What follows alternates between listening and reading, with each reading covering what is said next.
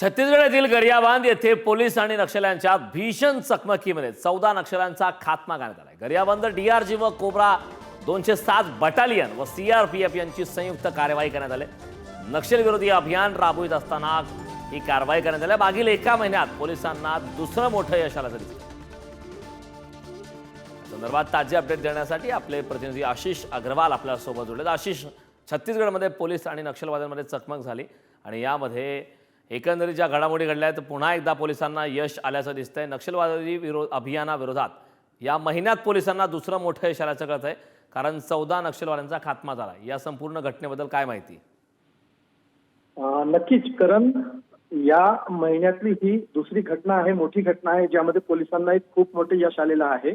छत्तीसगड आणि ओडिशा या राज्याच्या सीमेवर असलेल्या गरियाबंद या जिल्ह्यात जे आहे ते पोलीस नक्षलविरोधी अभियान राबवत असताना काही नक्षली जे आहेत ते दडून बसले असल्याची माहिती पोलिसांना प्राप्त झालेली होती आणि त्या अनुषंगाने त्यांनी शोध मोहीम राबवली असता तिथं खूप मोठा शस्त्रसाठा सुद्धा असल्याची माहिती प्राप्त झाली.